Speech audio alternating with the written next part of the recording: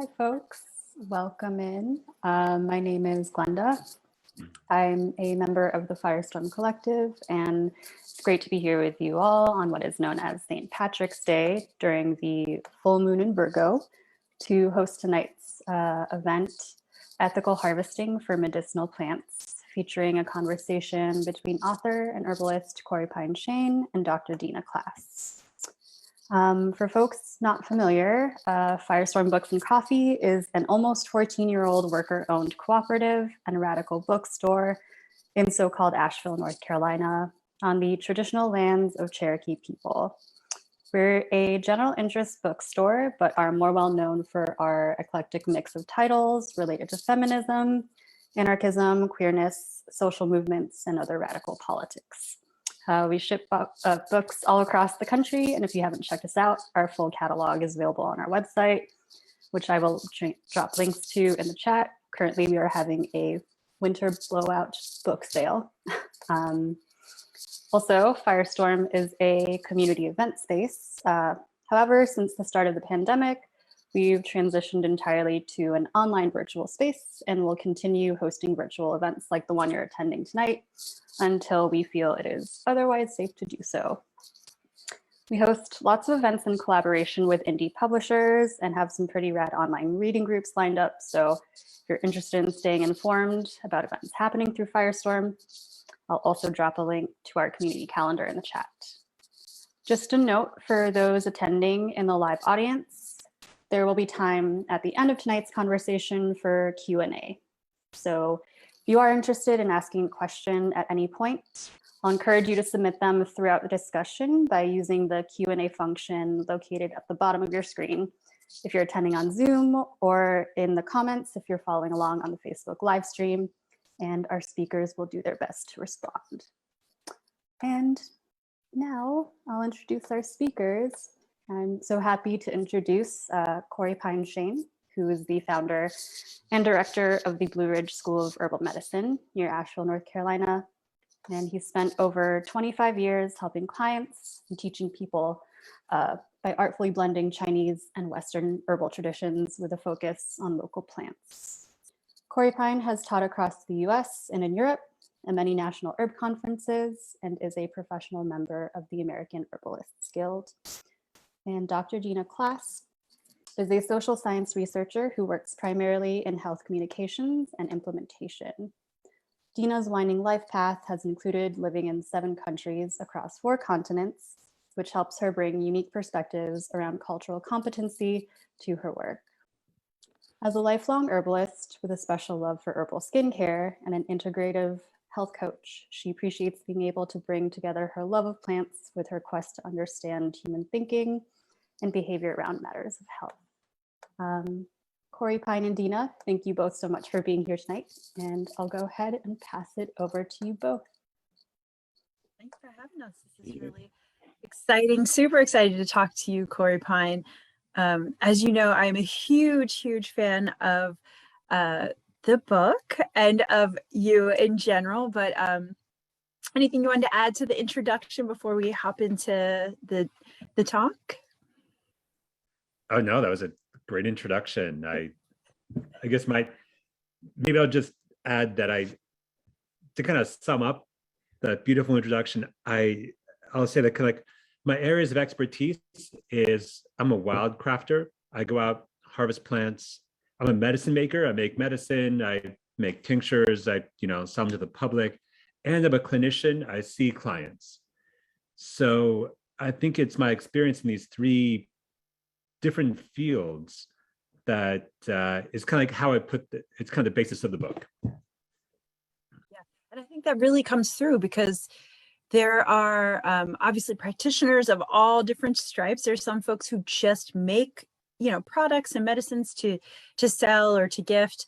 Others who only sort of, are more book knowledge, really enjoy that part of it and learning and passing it on, but maybe don't go out in the field as much and everything. So you've got kind of all of that stuff going on. I'm really excited to talk about that because I really feel like that comes across in the book. So I feel like it's just kind of the backbone of the whole thing is that it's so clear that you are a teacher, that you're a really good teacher, and that you are out there in the field, that you really know these plants and the environment. And it all just comes together. So I kind of want to start though. So before we get into the plants, I know some folks are really here for maybe for the plants, but I did want to, kind of start us off with just talking about a little philosophy, right?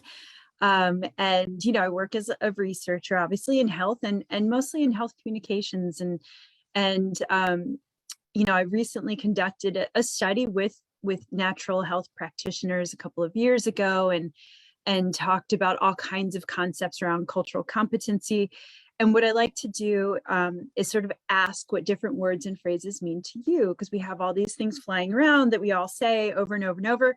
And then when I actually ask, 20 different people what they mean, I usually get 20 different answers. And so just to make sure that we are talking about the same thing and that folks listening know what we're talking about, I just wanted to go over some of the things that you talk about in the book and that are just sort of the big concepts underneath it all. So the first one, just starting easy here, would be decolonizing herbalism. Very big concept, but what does it mean to you? And what do you mean when you talk about herbalism being colonized? Right. I know, I think I'm actually going to yes. So I actually want to point out that today is called St. Patrick's Day, and it's actually celebrated more. I'm going to get around to your question. This is leading into the question, believe me. I'm kind of a roundabout talker sometimes, for those of you who haven't seen me speak before. And I think that St. Patrick's Day is actually a little bit, it's a bit of a colonizer holiday. And I'm not saying this to impugn any people of Irish descent. I think it's great for people to celebrate their heritage. I visited Ireland, love it there. People were amazing. But the idea of it's actually one of the reasons I wanted to schedule for this day in particular is because here's this day that's right close to spring equinox. And spring equinox is probably this celebration of green things popping up from the ground after this winter, and the color of St. Patrick's Day is green. And so I don't really know much about St. Patrick himself, or at least not enough to really talk thoughtfully about it. But it's interesting kind of thinking about I want to begin the decolonizing conversation, just talking about why we picked this day in particular, of kind of reclaiming this idea of, the Irish have such a long history of being colonized by the British, and seeing that St. Patrick, this English guy who came to Ireland. Like I said, I'm not very well versed in the history, but it's very, and then chasing out the snakes, which was a metaphor for the pagans and the Druids. So, so there's a piece to me here. There's even the reason why we are talking on this particular day has to do with this change in attitude of recognizing well, what is this day really about? Is it really about drinking green beer, or is it about honoring the green plants? Is it honoring, about honoring the green that is coming up all around us? There's a lot I could say about decolonizing herbalism. As far as this book goes, as far as kind of the attitude I talk about in this book, for me, it's the difference in attitude between a colonizer. The colonizing attitude is one that goes out and says, I take what is mine. And this is mine, it's free, no one's using it, it is mine, I take it. Whereas the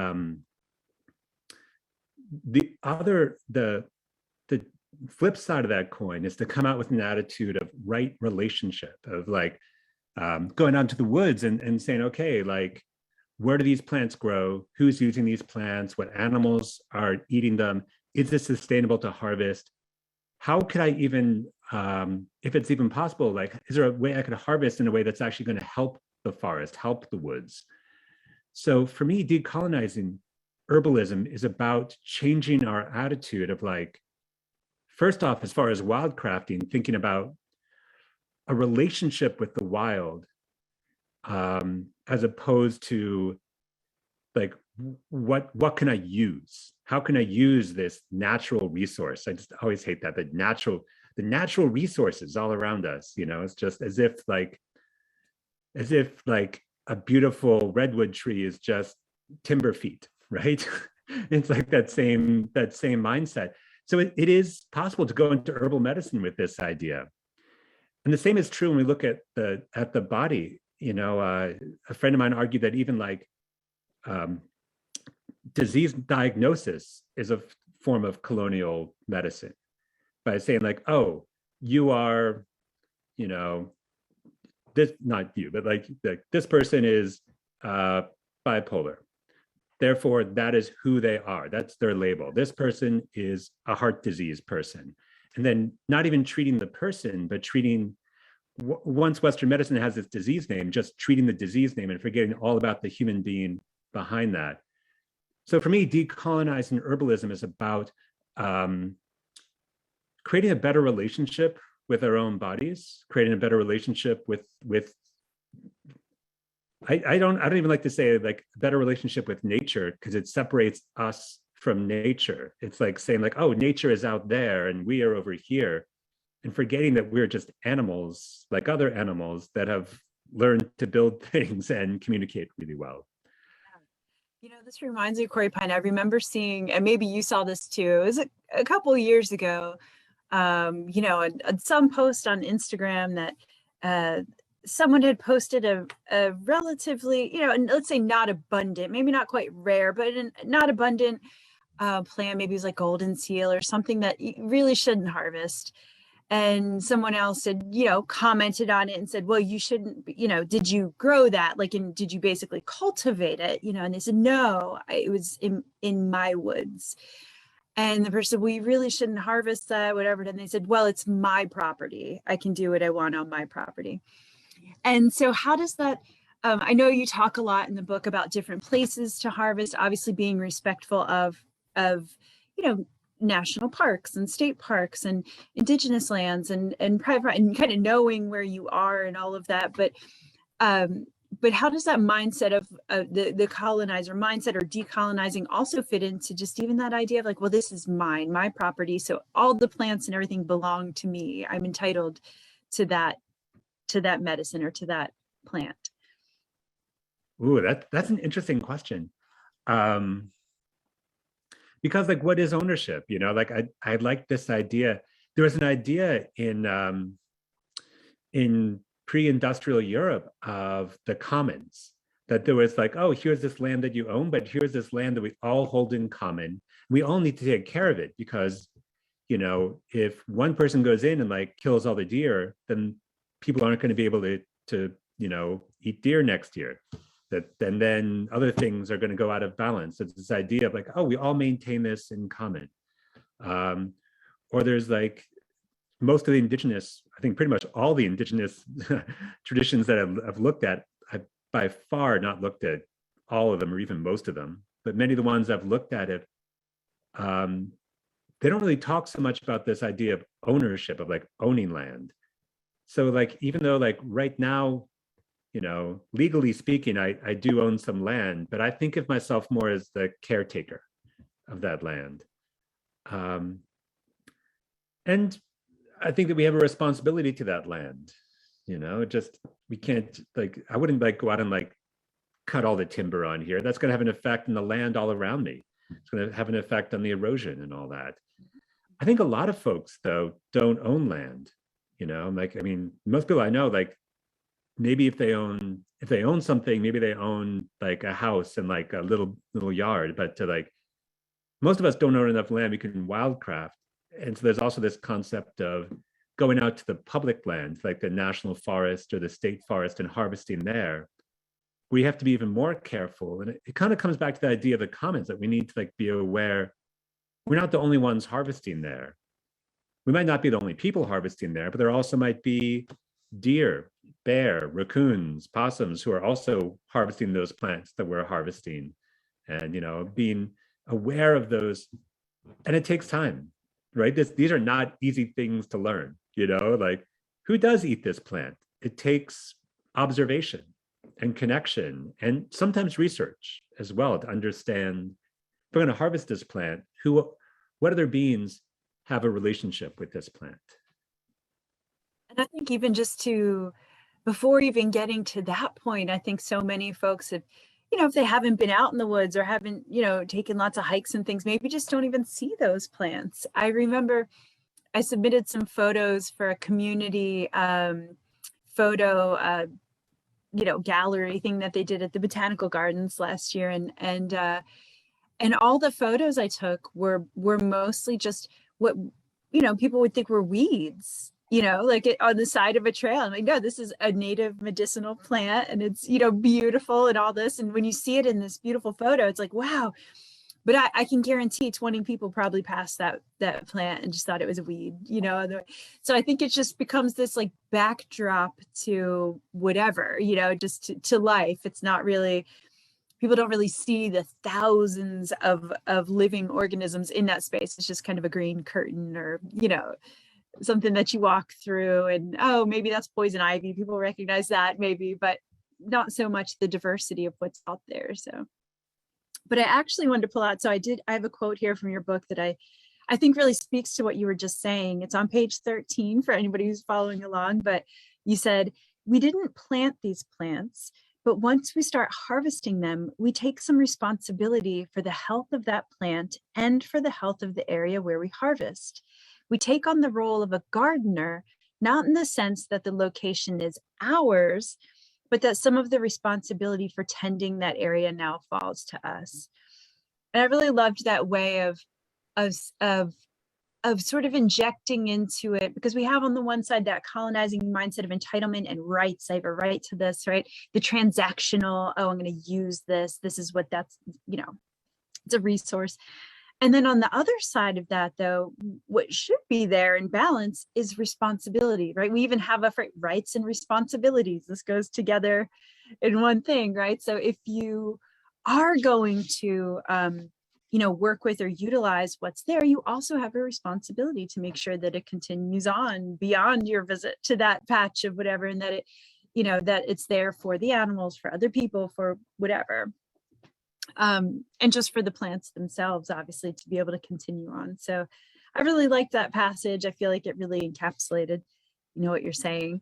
But how about in terms of our responsibilities, like to people, right? To other people, to groups of people, to say Indigenous people, or just in terms of how we even know that these plants, especially in North America, neither of us being, Indigenous ourselves, how we even know that these plants are our allies. Right. I mean, I think a great question for any of you all listening who are studying herbal medicine, whether you're just beginning or whether you've been doing this for 30 years, is just understanding, asking the question. Let's just start off with asking the question, where did the knowledge of this plant come from? In my herb school, it's one of the assignments we give our students, pick from this list of plants and go and find out who were the original people who used it. At what point did this plant kind of get colonized? I think we actually do use the word colonized. It's not in quotes or anything. It's at what point did this plant get taken on by colonizers? And it's challenging.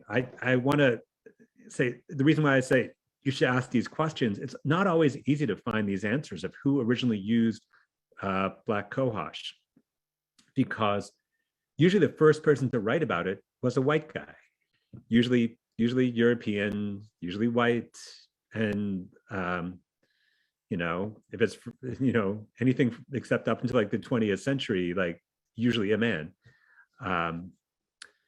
and so they're coming from a specific mindset. I mean, they're definitely coming from a colonizer mindset. They're coming from this mindset of how can I extract most of the ethnobotany that I've read, is the anthropologist, how can I extract information from these indigenous people and then publish it? And then herbalists, herbalists at some point were oh, good, the Cherokee used black cohosh this way, so I'm going to start using it and then tell everybody that this is how black cohosh is used, without acknowledging where that original information came from. So sometimes that information, that source is lost in history, but sometimes we can at least track it down. Sometimes you can track back, okay, at least where did this come from? But it is fascinating too. It's when you read, sometimes I try to go back and read original texts, Like, okay, what did people originally say about this plant? Or at least, what did the first, European people say when they asked, like the Cherokee or Lakota or, Haudenosaunee, like, okay, what did this plant do? And usually you have to kind of interpret, because they said, oh, it's good for women problems. I'm like, well, what does that mean? And so then other people like put their take on it. But I think it's important to at least ask and do that work. And like I said, it's not easy work, but it's really worthwhile to go back and see, like, where did this plant originally grow? Who were the original people who used it? And then how did the information travel through time, through different manifestations?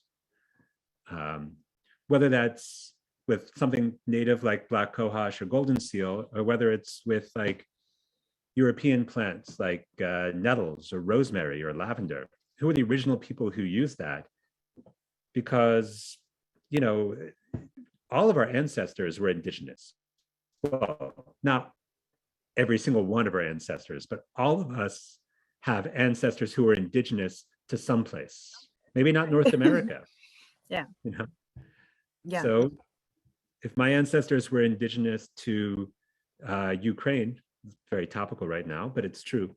My ancestors, like my grandfather was like born in Kiev, and I've done a little bit of research and found out that, medicinal herbs of Ukraine include nettles and St. John's wort and other plants that I use, and that's exciting for me.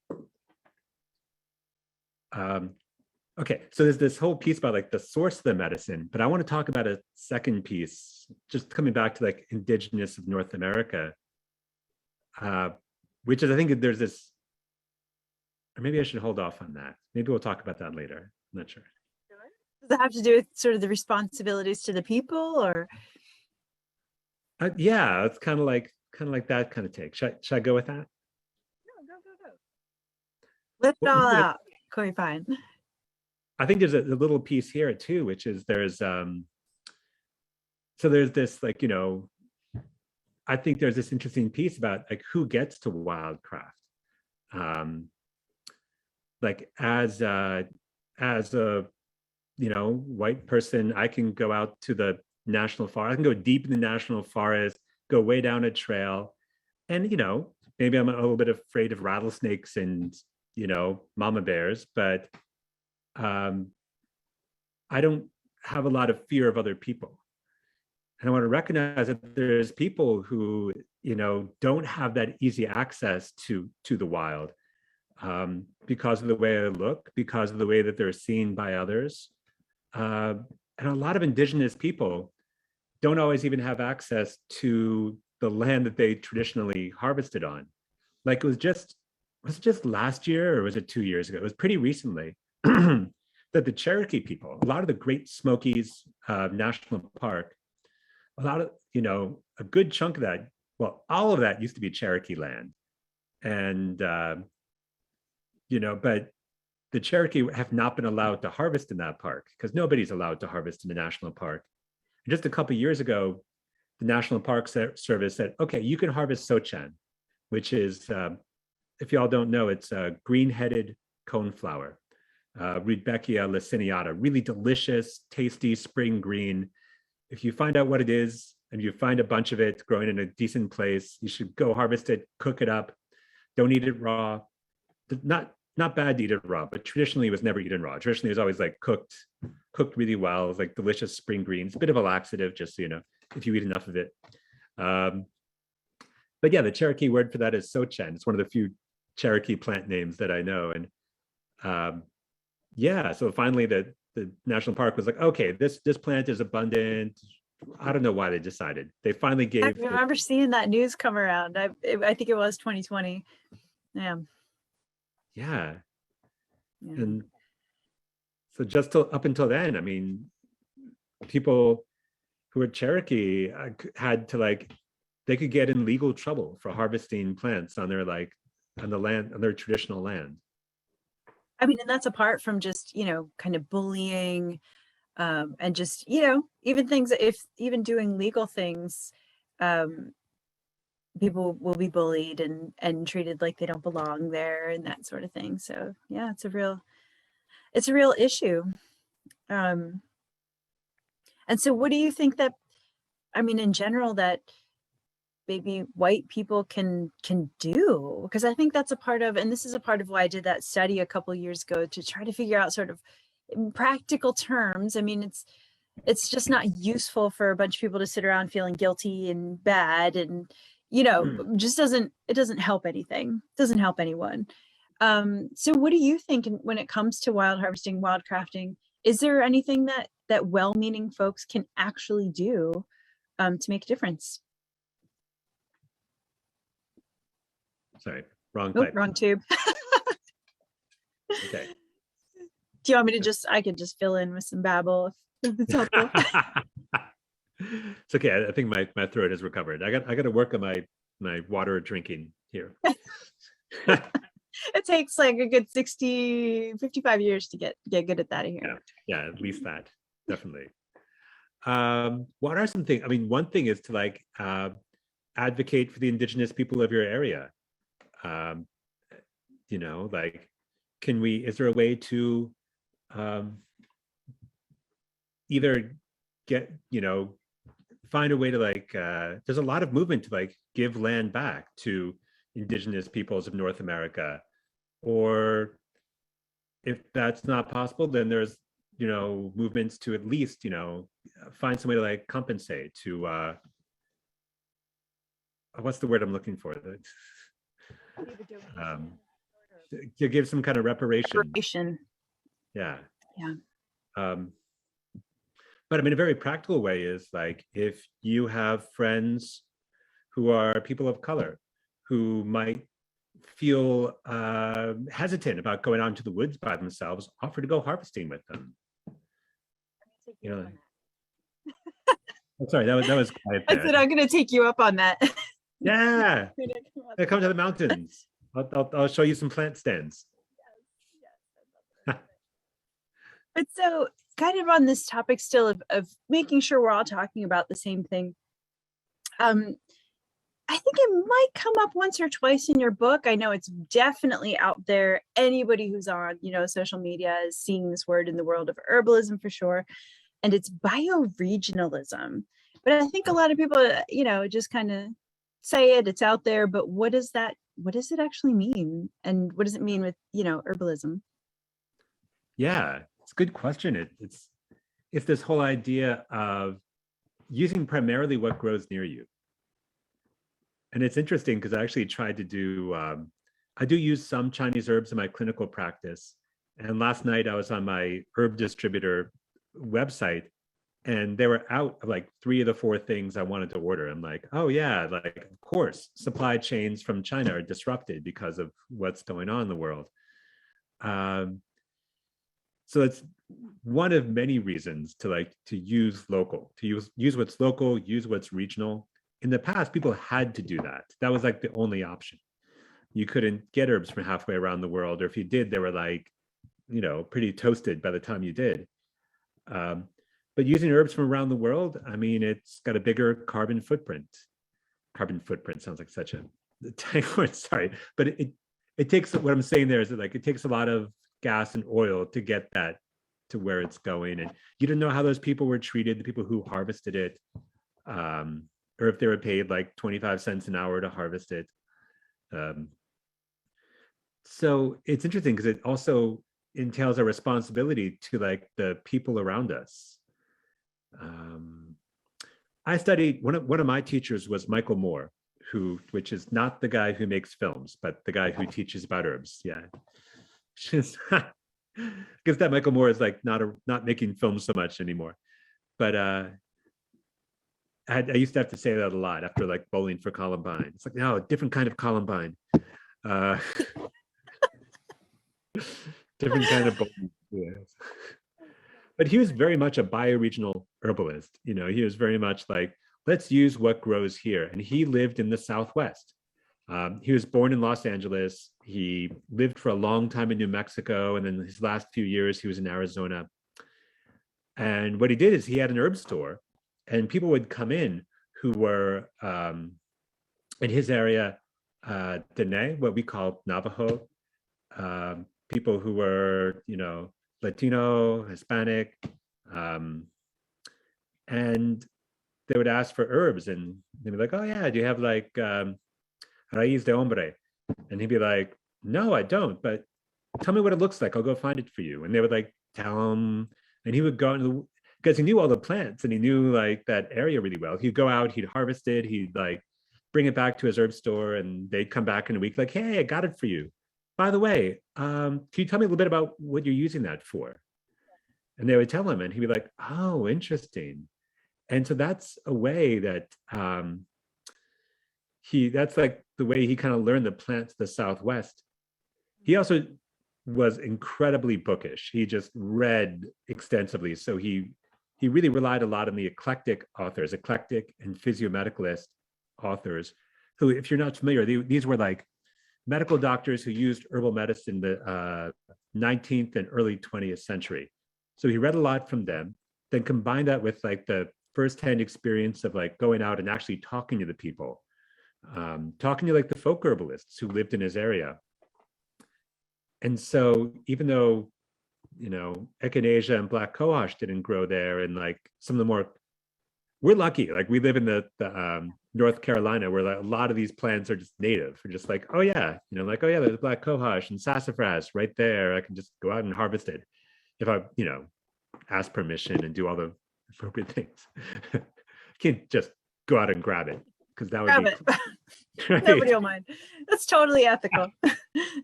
So I didn't mean it that way, because that kind of goes with everything I just talked about.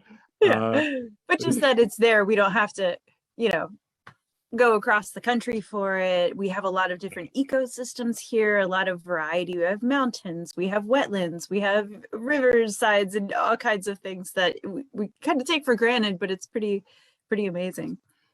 Yeah, right. And so at this point, it's interesting because now like I've studied a lot of Chinese medicine, and that's really influenced my clinical practice. For me, I find it the best way to find out the root cause of disease. Could talk more about that later, but what I noticed is that a lot of herbs used in Chinese medicine grow here, either because they're a weed like burdock, mimosa trees, Albizia julibrissin mimosa, kudzu, Japanese knotweed. Like these are all like big medicines in Chinese medicine, and they're just super abundant weeds here. We can just like harvest a lot of, and only have a beneficial impact on our history. The ethical thing is to just go out and harvest as much as possible. Yes, it's like, yeah. Please harvest the Japanese knotweed. Please harvest the kudzu. The plants will, the other plants will thank you. Yeah, and actually, that's one of the things I love about your book, because I'm a native plant enthusiast. I do actually garden. We talked about this a little bit. I told you I've always been on the squeamish side about wild harvesting, because I err on the side of caution, meaning I'd come home with nothing or next to a cup of tea, or so I do a lot of gardening. I do native plants, but also, if there's a mimosa tree, I'm like, I'm all about it. I'm definitely, it's here. Yes, it's invasive. So great. I will, help to keep it down by also, working with it medicinally. Right. But I love how you, for anybody who hasn't seen the book yet, with each plant that's listed, there's a whole section, like it goes, very logically in these sections and medicinal uses, obviously what it looks like and all that. But then you have the part at the end about if it should even be, harvested at all. And if so, what to look for. You talk about a lot of nuance, you say things like, well, this isn't so much a common plant as it is locally abundant. And what's the difference, right? Because if somebody's just looking and they say, oh my gosh, look at all of this, I was out the other day, it's like, look at all of this bloodroot. It looked like it's just, it just seemed like it went on forever. I could take all of it I want, but no, it was locally abundant. It's not a very common, plant. So it's neat how you you really give the nuance there and what we should be using and not using. And then also you're very clear when it's, no, this is, this is invasive. It's, you know, take it down. It'll still come back, but take all you want. You know, you're not going to be harming any ecosystems. So I really like that. But I also really love how, you know, and you've already hinted at this, that idea of kind of moving beyond the, let's call it the pharmaceutical way of thinking. Use this for that. This is the symptom. You're going to take this, you know, this drug basically. And instead you talk about getting to know the personality of the plants, where they're growing. I love to think about that myself when it comes to, say, all the plant, maybe not all the plants, but most of the plants that produce salicins, for example, right? And most people recognize that salicylic acids, but, you know, as an aspirin, and all the plants that we pretty much think about as producing salicin, well, they just happen to grow with their feet wet, right? In the water or in very wet environments where otherwise fungal infections and these type of things would kill a lot of plants, right? So they've adapted to that. So the very chemicals that allow them to live in that environment are often the same chemicals that help us in some way, right? So I think it's neat how I think I just pulled that example. I don't remember if that example is in the book. Sorry, folks, but it's neat how you talk about the personalities of the plants and just understanding the whole system and not just some active ingredient constituent type of thinking. Right. Yeah. Someone in the email thread that I was on talked about how, they were talking about constituent medicine. Yeah. Like, instead of thinking about like whole plant, just thinking about like, you know, salicylic acid or curcumin from turmeric, like talking like, oh yeah, this chemical has been found to be effective for this. And I just find it like a very simplistic way of thinking. And it can be, it's just a different language. Maybe that's another way to think about it, that there's different languages here, that there's the language of chemistry and anatomy and physiology can be helpful for some things. If you're trying to, someone has Lyme disease, acute infection, you're trying to like kill Borrelia, you're trying to kill spirochetes, it can be helpful to know like, okay, what chemistry is good against that? It can be, it's specific, it's targeted. But on the flip side of that, I mean, even with Lyme disease, one of the things I see is that there's a popular, I won't say the specific name of the author, but there's a protocol by a very popular herbal author that has helped some people with Lyme disease, but I've seen a lot of people, it doesn't take into account, it's a protocol, meaning it's just like, do this, do this, do this, not taking into account who the person is. And I've seen a lot of people harmed by that as well, because a very dry, cold protocol. Those sound like energetics. It sounds like theoretical, like, oh, plants are like hot or cold, dry or damp. But it really isn't theoretical. Yeah, right? It's very real. When you have like marshmallow or something, like, you're very aware that, this is cold and damp. Right. Yeah. But people who've been on this protocol for a long time sometimes will end up with this really deep depth of dryness. That the throat will be dry, their joints are dry, their lungs are dry, and it's really hard to moisten that back up. Or they're just very cold and nothing will like get them warm. And so it's, but I like what you said, which I think was probably a quote of what I said. That's why you loved it. But the personality. Yeah, that was directly from you. Yes. Okay. Yeah, because someone said like, oh, you're like, how do you figure out what herbs work for what person? I'm like, well, you match the personality of the plant to the personality of the person, or the personality of the imbalance. And that takes a while, right? That takes like it's a complex system. Yeah. You have to like learn the plants and like how their personality presents. You have to learn the people and how the imbalances present and like where the two match up. Yeah. Oh, sorry. I didn't mean to cut you off. Go ahead. No, I was going to say, I feel like it's a great sort of metaphor too, because so in my work as a researcher, I do qualitative research, meaning I do this. I sit and I talk to people. And I work with a lot of different folks, and I'm kind of a translator and interpreter between a lot of different people. I want to know, what do you want to know?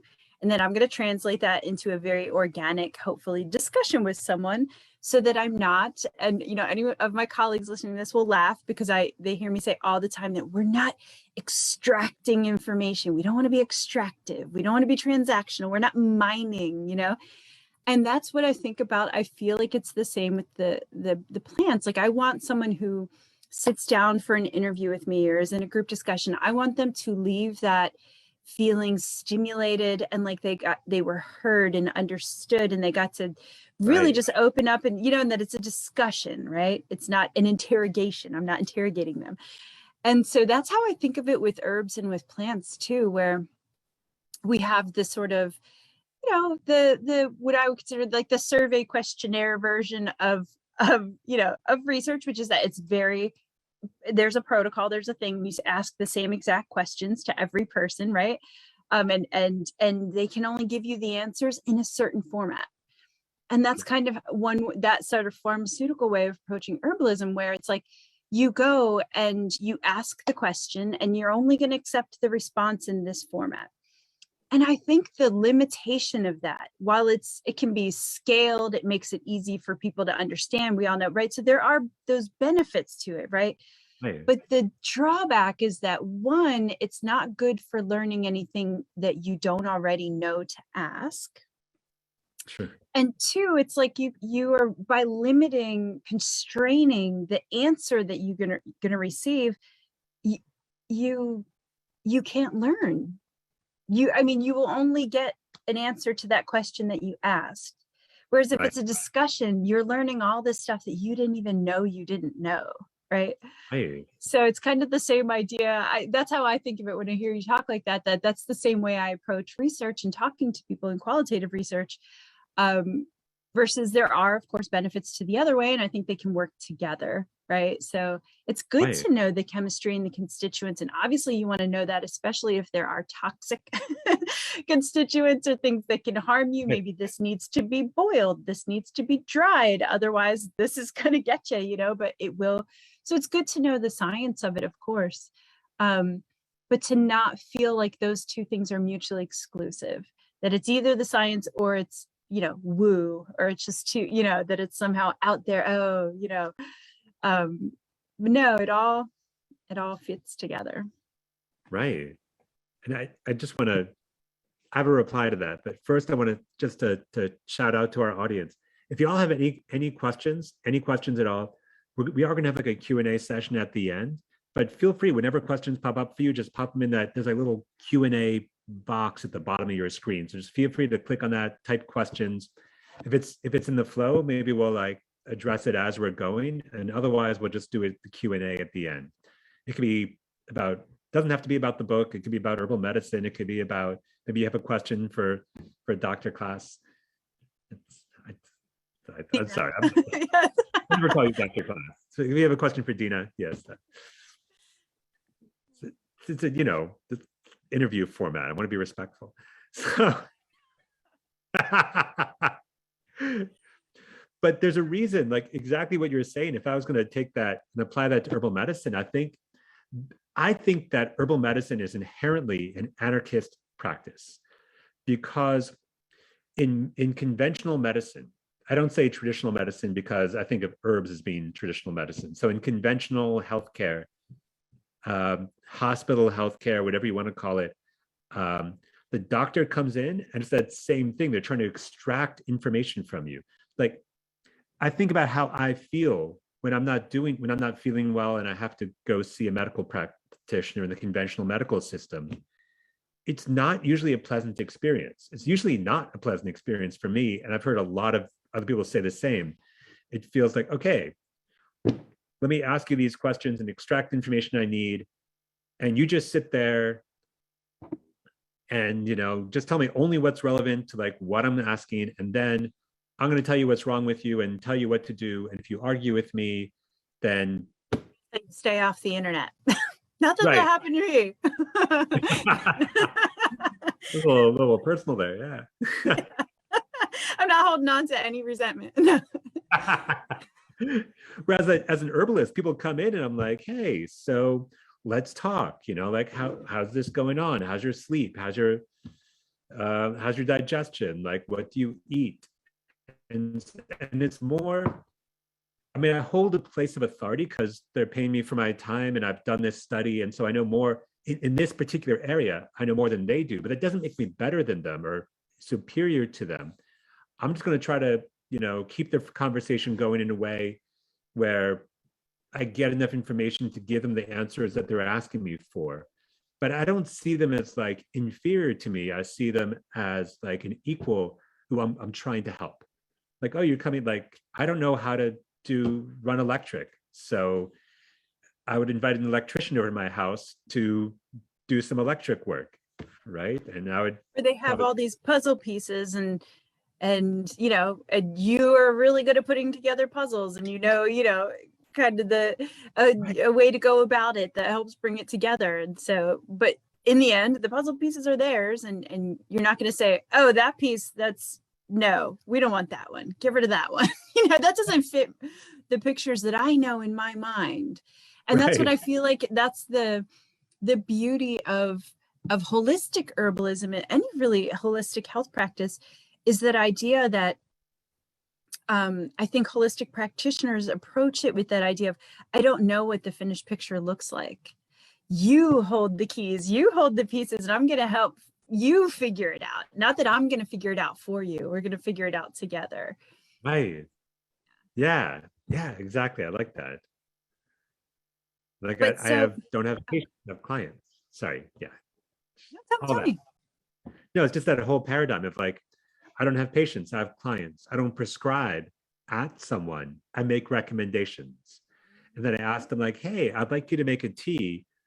Does that work for you? And if they say, you know what? I never drink tea. I never drink tea, yeah. Okay, well, let's find another way to get you the medicine. Like, what would you do? Would you prefer an alcohol extract, like a tincture? Prefer capsules? Do you prefer a glycerin? Just like, so, working with people where they're at and not trying to like impose these ideas of like, you must do tea. That's the only way that this plant is used. Yes. Yeah, I like that. Oh man, so that was a bit of a tangent. Sorry, I guess we should have warned folks that I also talk in a very roundabout way, stream of consciousness way. So we're two peas in a pod here. We do have a question really now that you brought up tea. The person said, when would you tincture over capsules or tea? Is it just personal? So maybe as an herbalist and as a practicing clinical herbalist, maybe to talk a little bit about not just that specific question, but about like, what does go into that? Does the plant's personality or the usage like play into that at all? Like, when would you tincture marshmallow? Would you, or would you say, oh, and it should be prepared this way? Like, what are the aspects of the plants themselves that help to determine how someone might want to use it for best effect? Right. And I want to say, kind of like what I was saying in the previous question, just that the best way to take the medicine is the way that you're actually going to take it. If someone is like, oh, I hate capsules, like, well, don't take it as a capsule then. Find a different way to take it. Every plant is a little bit different. I actually mostly use tinctures. And I find that a lot of American herbalists, I don't know if this is true in other parts of the world, but a lot of like, in kind of like the Western herbal tradition, which is, kind of like the European American herbal tradition, we mostly use alcohol extracts or tinctures. And if people don't want to do alcohol, then we have glycerin extracts, alcohol-free tinctures. Glycerin is like a part of a fat, part of a lipid. The advantage of that is that it's I have one right here. What do I have? It's springtime. I've got like my liver love right here. That's what that is. It's backwards on my screen, but maybe it's not backwards on yours. It looks fine to us. Yeah. You take it. So, alcohol extract. I don't do it under my tongue. I stick my tongue out. Let me guess what's in there. Liver love. Is it dandelion? Yep. burdock, or that would be a lot together. Let's see. No Milk burdock. thistle, no Milk- burdock. Ah. Five herbs. You've got two. Oh, okay. And Milk thistle, you're welcome to guess too. dandelion. If anybody wants to guess. Oh, does anybody want to guess? What else might be in here for liver care? Let's see. We've got Nettles? no nettles. I guess I should just tell you. What time No, did we the go suspense. to? You like this? Oh, I think it's supposed to be 8:30, but Okay, good. I was hoping it wasn't 8 because we're almost at 8. oh, So no, no.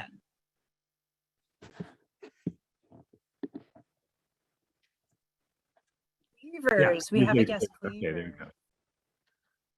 Okay, so it is dandelion, milk thistle, barberry, schizandra, Ah, that's the one Chinese herb that's in there, and yarrow. And of those, I'd say dandelion, barberry, and yarrow are all local. Milk thistle is a European plant that can be grown here. I'd be careful with that though, because it can get very weedy. And then schizandra is the European plant. So part of it is chemistry, like some plants I like to use fresh, like skullcap, St. John's wort, I think are better fresh. And so I tend to use them as tinctures or glycerin extracts, glycerites. But they can be used as capsules as well. I see people use them as capsule, as tea. But yeah, if you really want to capture the fresh plant, usually you have to do like a liquid extract. They're alcohol, glycerin. People also use vinegar as well. I think using maybe even like glycerin and vinegar together could be a good alcohol-free extract possibility as well. I'm actually taking a class with Lisa Gonora, who's got an herb squad. yeah, she's amazing. Yeah, she's got like a phytochemistry class right now, so I'm taking it so I can learn this question better. It's interesting how like some audiences, some groups, some people really like capsules. Like you go to like herb stores, a lot of times they're like walls of capsules. And a lot of people who are practicing herbalists, we like to mix liquids together. We like tinctures and glycerites. So I think part of it, and that's going all the way back to the question, I think part of it is some herbs do better, like extracted in alcohol, some do better as capsule. Almost all of them were traditionally used as tea, so you can never go wrong with tea. But yeah, some of it is just kind of like different people tend to prefer different preparations. What's so funny about that, CoreyPine? So when I was living in Mozambique and I was doing my doctoral research, right? And this is in health. So obviously I'm talking to people a lot about health. And there's a thing, it's just a cultural thing, just what people have grown up with, that that to get like effective medicine, it's a shot. And just like we say, oh, you take a pill, they say you get a shot. And so I would talk to doctors and stuff there and say, yeah, well, if we don't give a shot, they don't think we're helping them, like that it's not, and so even the traditional healers a lot of times will give shots, and it may or may not be the actual thing that's like going to help the person, but they just do it because that's what's expected. And so and so here I feel like the take a pill thing is big. And then the more anarchist, kind of mentality is like more like, tinctures and things, you can feel like it's more like a potion. You got your little dropper bottle and, you put it in it's just, it's much more, it feels more like you're, like you're mixing up a brew, and you do it in that way versus taking a pill where I tend to feel like, oh, I'm not getting anything. I feel really weird. I don't like to have a bunch of pills to take. I'd rather have like, okay, maybe I'm going to have a couple of capsules. And then I want some tincture. And then, I'll have some tea. Like, I'd rather mix it up, but it's very personal. And that's actually, go ahead. I was just going to say, that's one of the things I loved about your book too, is the pragmatic sort of, what's the best way to take a medicine? Well, the way you're going to take the medicine, because if you hate making tea and you're never going to make the tea, it's way better to take a capsule than to not have it at all. Totally. So there's the ideal way, but then there's that way. And you talk about that with wild harvesting, which I just adore, because I think this is such a big block for folks where now that we have all this information at our disposal, social media is not helping. You know, you see the perfect photos of the perfect pristine wilderness of the this and the that, and it's the full moon and it's the that and whatever. And I harvested this root and now the medicine is going to be sublime. And so you have this herbalist who's like news, like, oh, I can only harvest that root on the full moon under the whatever sun. And, you know, it's like this whole thing. And it's like, you know, you say in your book, I even took the quote because I just love it so much. Where is it? Oh, this is Black Hall, page 69 for anybody following along. You say, if I'm harvesting the bark, then I harvest it in May or June, and the roots are best dug in the fall. I skipped over a little bit there. You say, but then harvest it when you can. It's better to have some than to not have some. And I love that because there are, I think once you are, you know, if you're not gardening and growing your herbs, if you are wild harvesting, there are times of the year you simply will never find that plant. If it's not in flower, if it's not something, you know, something's not going on with it, it's just camouflaged, right, in the woods. So it's like, just harvest it when you find it, because you may never find it again. Yeah, I feel that way about red root. Like red root is one of the most, like, it's such an elusive plant for me. It's not uncommon, but I find that it's like, it's a root. It is a root. It's also known as New Jersey tea. Right. So like botanists know it more that way, or gardeners and botanists know it more that way. But the root is the part that's used, but I dig it when it's in flower because that's when I can find it. It's almost impossible to find when it's not in flower. It's kind it just blends in. Yeah. And I had a question. There's a question about like, what plants I'm most excited to work with as spring approaches. It's in the chat there. And so I just want to mention that too. It's like I'm actually, it's funny because you mentioned black haw, because I'm actually going to be harvesting a bunch of bark this spring. You know, I have like black willow, black haw. There's another bark I can't think of. Oh, mimosa bark. But mimosa doesn't really the leaves don't even pop until May. So that's going to be a while before I harvest that one. But yeah, so we're doing a lot of bark harvest. And one of the fun things about bark harvest, you know, people get really nervous about that, which they should, because it's much more, trees take a lot longer to grow. So you're affecting the plant. The first time I harvested bark, I harvested cramp bark, just little bark story here. I harvested cramp bark and I did it by, deja vu. I did it. I just in 10 minutes, I got my loppers. I was like, yeah, branch here, branch there, branch there, branch there. In 10 minutes, I had this big bundle of branches. Then I brought it home. It took me 5 hours to process what I'd harvested in 10 minutes. And I was like, oh my God, this, and just stripping all the bark off and doing all that. So, but when I do harvest bark, I feel like this is a good wildcrafting tip. And this is the kind of stuff I'd like to talk about. I think about pruning, when I prune a fruit tree, when I prune a tree that I'm intentionally growing, I can cut limbs to make the tree healthier, to increase airflow, to take away limbs that aren't getting as much light, and so therefore favor trees and leaves that are getting much more light.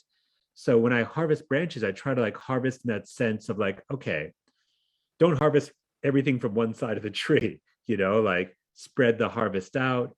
Think about what limbs are more useful for the tree, and then don't harvest those. Oh, that one's getting a lot of sunlight up over, you can't see them off the camera. This one over here is getting all this sunlight, so I'll harvest this one down here, which is going to get shaded out. And a few years from now, the tree is just going to kill it off anyhow. So those are some of the plants I'm excited about for the spring. Also dandelion. We keep talking about dandelion. You stole mine. That was going to be mine. Yes. No, so Deena, what are you excited about harvesting this spring? Yeah, well, so we are actually for a year now, while we're building a home, and so we're in a rental in a very tight neighborhood, which is very difficult. And I, like I said, I'm a gardener. I'm definitely horticulture. So I have a backyard hidden away from the HOA, full of container plants in containers, and I'm very I'm just starting lots of seeds. I'm more like thinking about my next season than about harvesting, honestly. I don't know. I just have it in my head, but I am starting lots of seeds. I guess I don't think of it as springtime because it'll be some time before they're ready. But you know, I already saw out there my bee balm last year, a bunch of kinds of, I'd already self-seeded everywhere. So there's going to be a lot of bee balm. I'll definitely be Mine's working with that. all of it.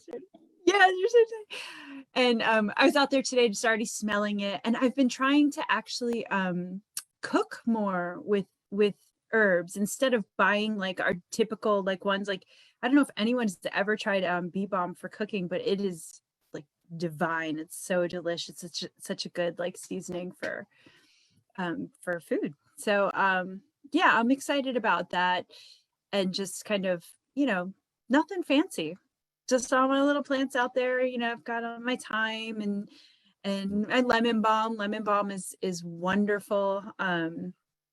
So yeah, very excited. But Nice.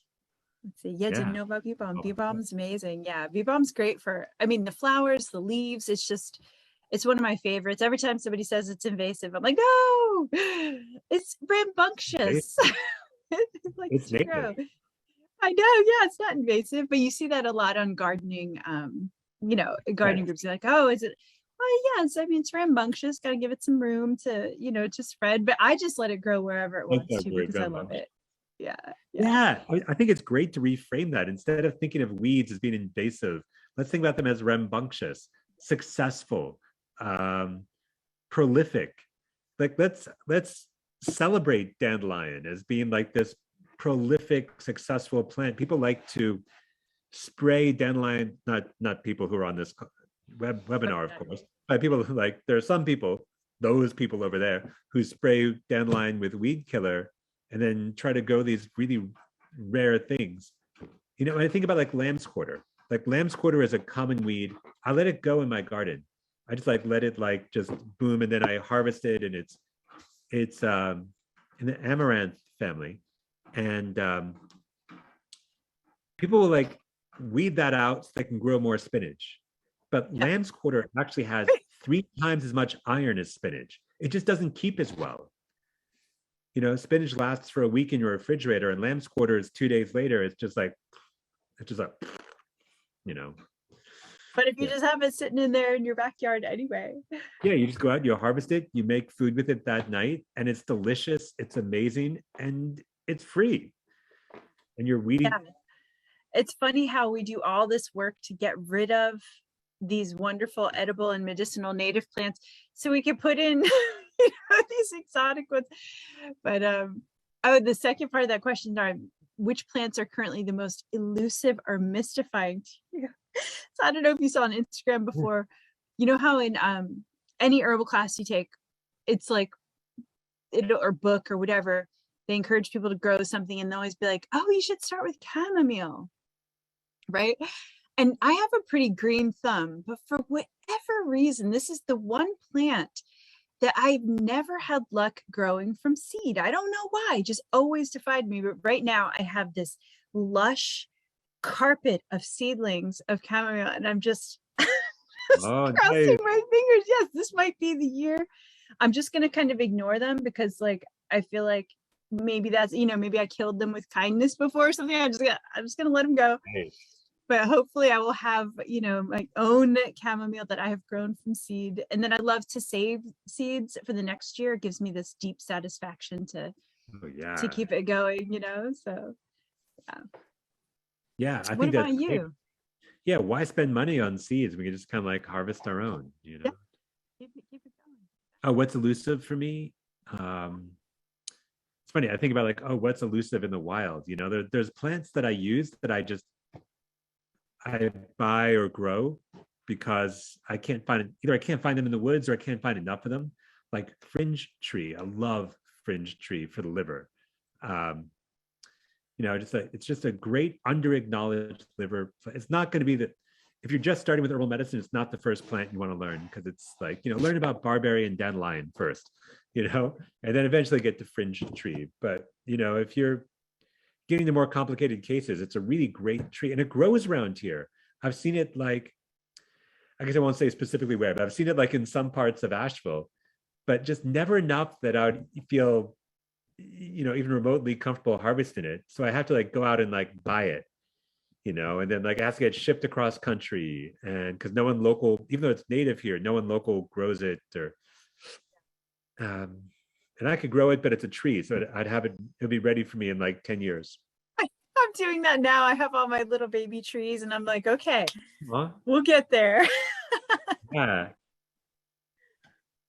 So that's a plan for me. Let's see. There's a question from the audience.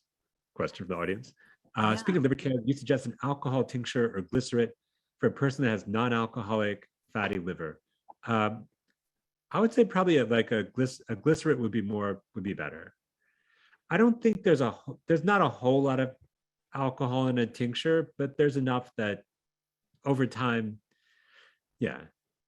Because like if you're just using it once, if someone has like a liver issue and they have a headache and you want to give them a tincture, I don't think that's a big deal. But they're taking a liver tonic and they're taking it for a long period of time.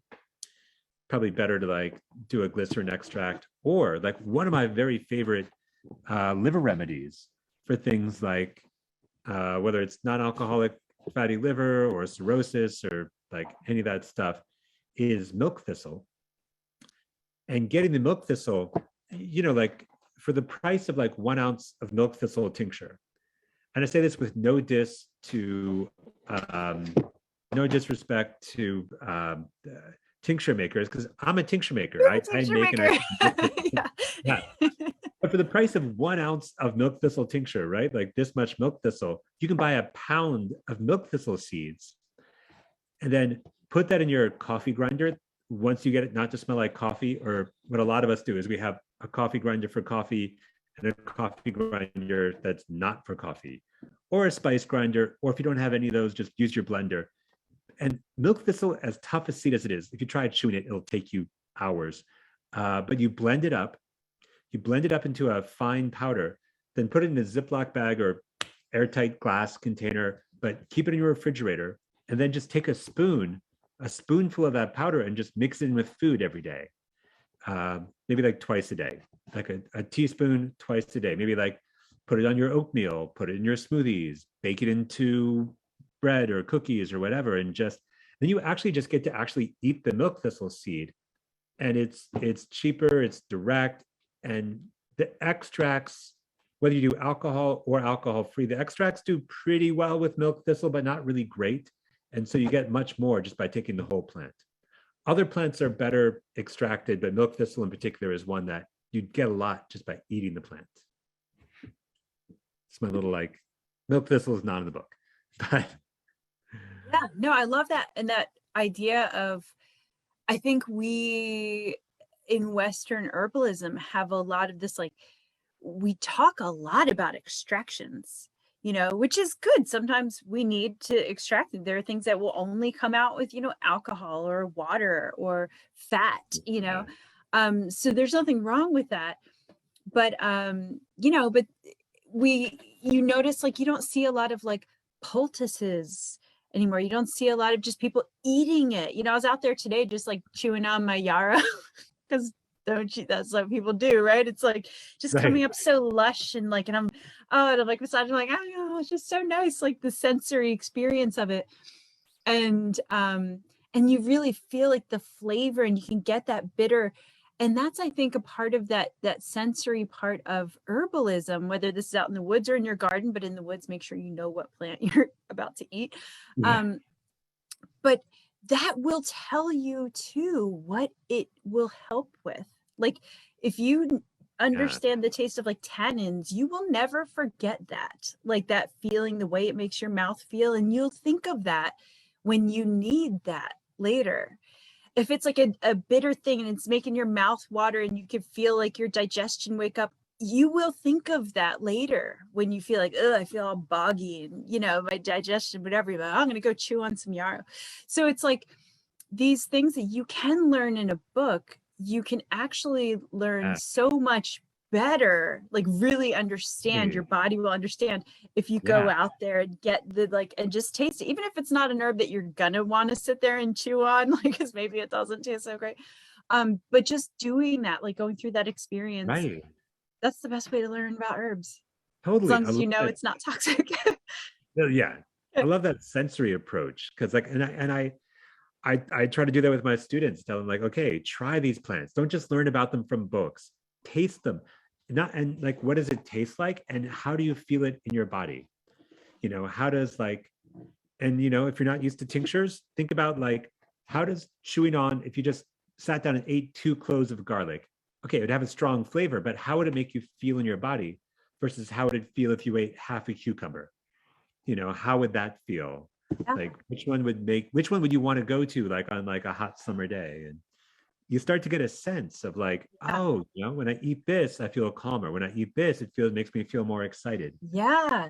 And I feel like that can sometimes be masked a bit in the extraction. Like, Right. not that it's not there, it's just more subtle because the alcohol has its own, you know, hot thing going on, whatever. And you know, maybe you make a marshmallow tea, but maybe you're drinking a hot tea. And even though it's mucilaginous and cooling, you're drinking it hot. If you're drinking it hot, you might not realize that fully, or it's, you know, you'd have to really be aware of yourself and what you're feeling.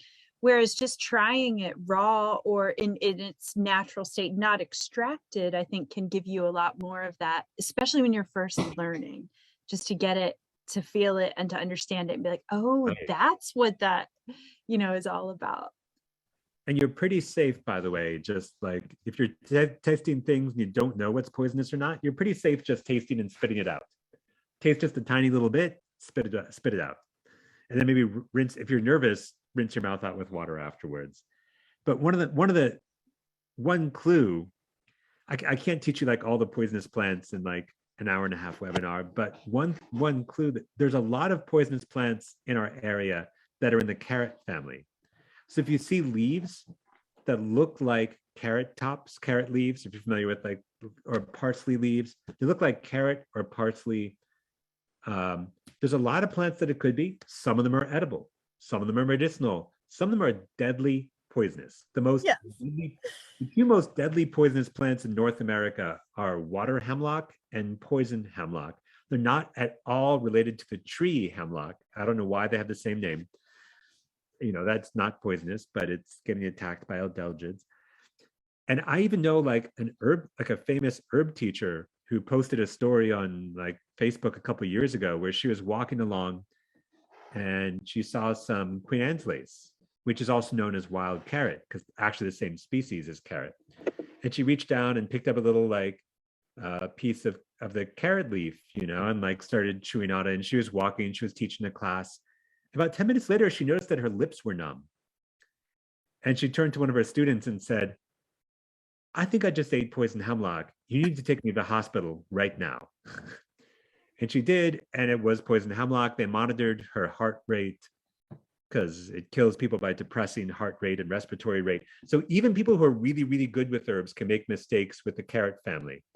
So there are things in the carrot family that are edible, medicinal, poisonous, but don't harvest anything in that plant, that family, unless you know exactly what you're doing.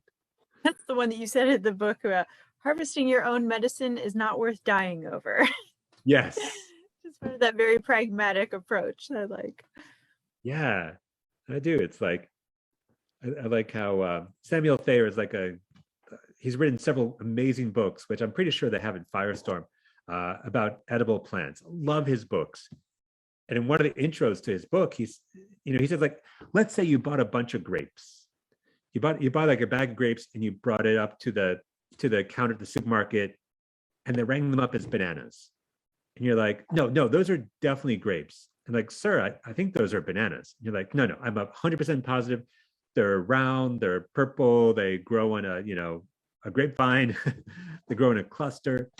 I said, let me get a manager here. And the manager is like, no, sorry, sir, but those are actually bananas. And you're like, no, those are 100% grapes. I have the certainty with which you have in that moment, that's the certainty you should have before you eat anything or make medicine with anything that you harvest. You should have like that level of certainty, which if you're like me, everybody has like 1% of doubt, but you know, with mushroom, if you're eating mushrooms, you should be like 1,000% certain. I And know. then To this day, I don't do mushrooms. I find like I won't harvest mushrooms. I find it fascinating and terrifying. I just am convinced I'm going to be that one person, you know, in the news, like, oh, this person thought she was, you know, like harvesting this, and instead it was this deadly whatever. So yeah, I don't do much.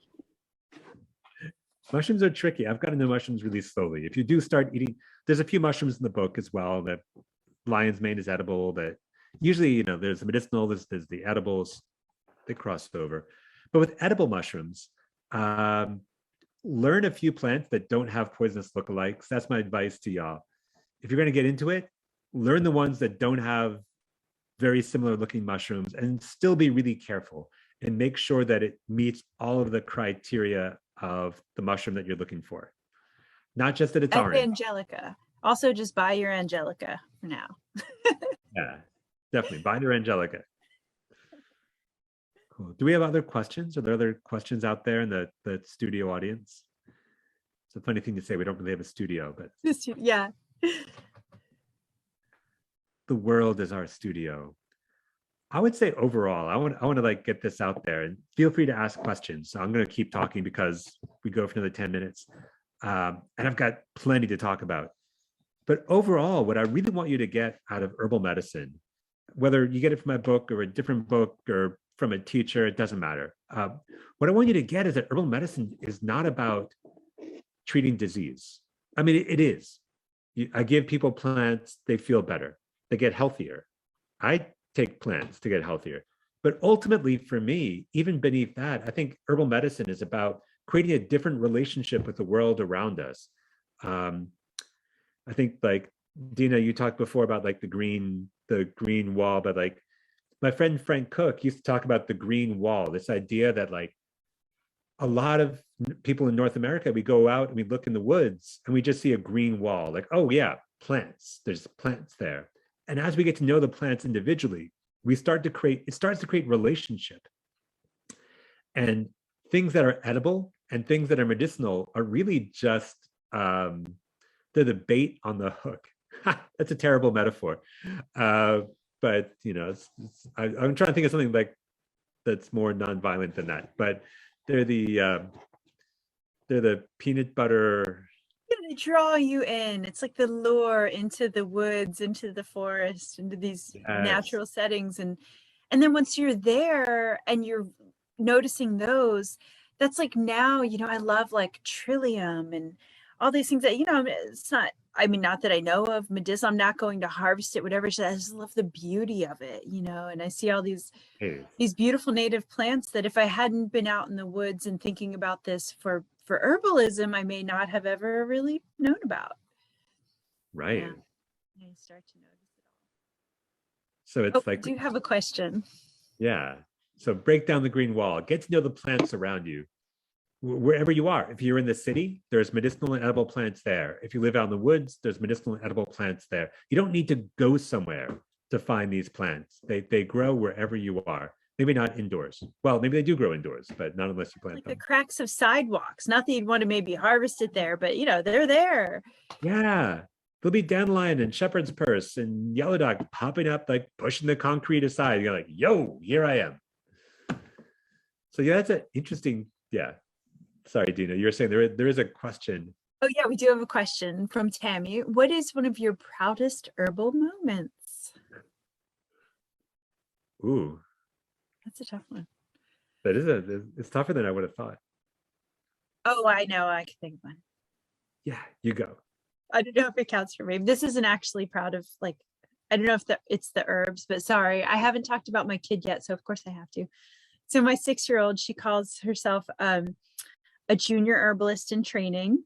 And, you know, we love to play the game Wildcraft, and she comes out with me and we talk about herbs, and I try to get her to taste things, and she's a picky eater. So this is tough, but what was it that she got the other day? She's like, oh, well, that one is definitely, you know, rosemary or something like that. And I was like, oh, God, that's my girl. That's right. That's rosemary. But how do we, you know, we eat rosemary? And I was so proud, you know, just that my little junior herbalist in training but she tasted it to figure it out. That's what was so cool about it. Oh, nice. So that was like my favorite herbal mama moment. Yeah, no, that's a proud mama movement. That works. Works for me. Okay.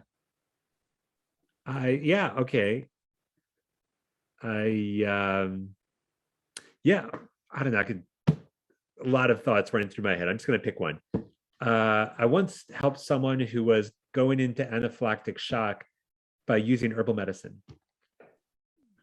Yeah, I used a combination of, there's an herb that's really hard to get now called ma huang, ephedra sinica. It's not illegal, actually. It's just, it was illegal for a short period of time, and now it is legal, but it's really hard to find because that whole fen scandal, right? Wasn't that around the fen scandal that it was banned? I think that was is that a different? I'm not sure.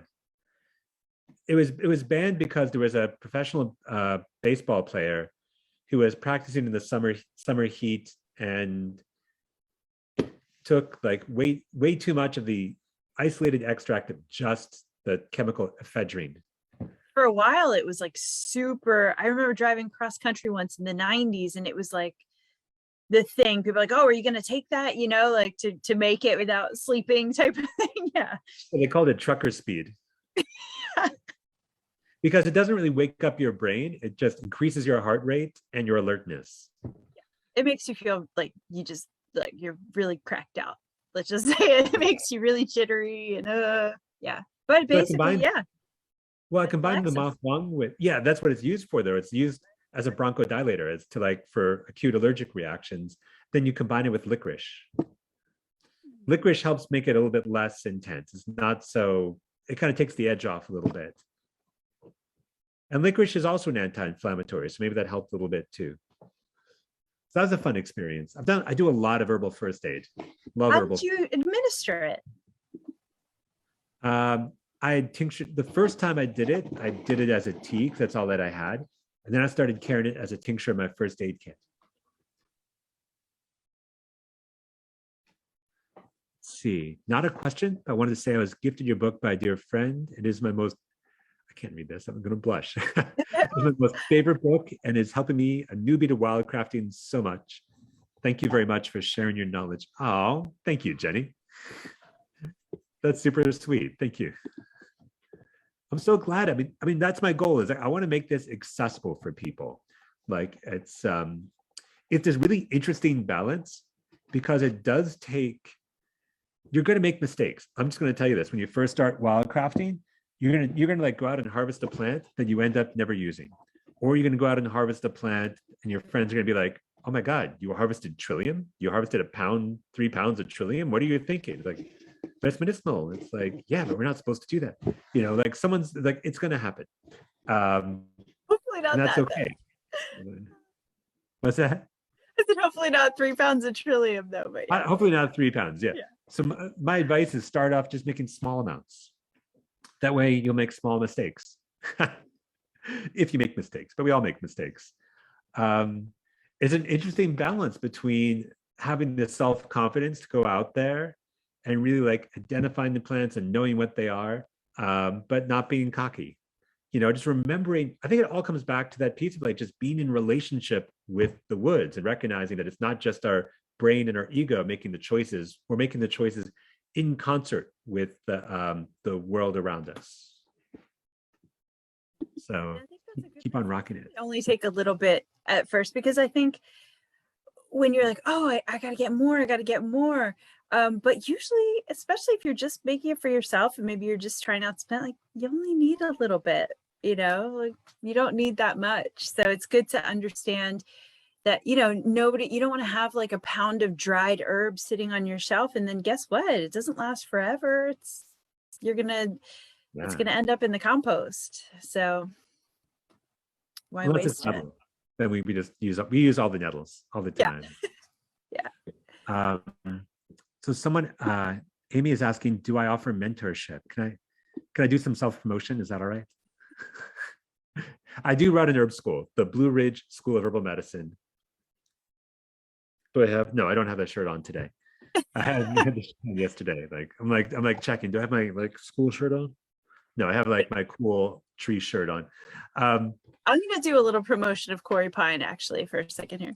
So if you liked like this talk with CoreyPine and hearing the way he's just really funny and pragmatic, I even had some funny quotes that I didn't get to. Oh my God. I was like literally just laughing out loud, like, oh my God, CoreyPine, while reading the book. That's how the book is written. This CoreyPine that you're talking to right now, you will feel like you are talking to him, walking through the woods with him. And yes, definitely get out there. I hope to get out there this spring. I'm coming out there, CoreyPine. But definitely get out there and you know, just do all the herbal stuff with CoreyPine because he's fantastic. Oh, thank you. And besides my like I have like 6-month herbalist training programs, but I'm doing a couple one Saturday a week for 4-week classes, wild medicine internships. And I think of that as kind of like the in-person version of the book, you know, 4 Saturdays in a row all day. And if you're going to the organic grower school this weekend, I'm teaching the 9 a.m. class like Saturday and Sunday, weeds for your needs, talk about some of the plants that are in the book. So hopefully that answered the question. And there's if you go to the website, there's a lot more. I don't want to like rattle on about myself. You want to put the website maybe in the chat or something, or in the, or can we put this? I think Glenda did. Oh, Glenda did. Okay. Thank you. And Glenda, are you popping up to let us know that we're out of time? Is that? Yeah, she's like turning out the lights on us. She's putting up the chairs. She's like, maybe board show music, you know that. That was such a wonderful, insightful conversation. Thank you both so much for sharing your experiences and knowledge. We live in such a wonderful, very biodiverse place, and it's very cool to hear from both of you.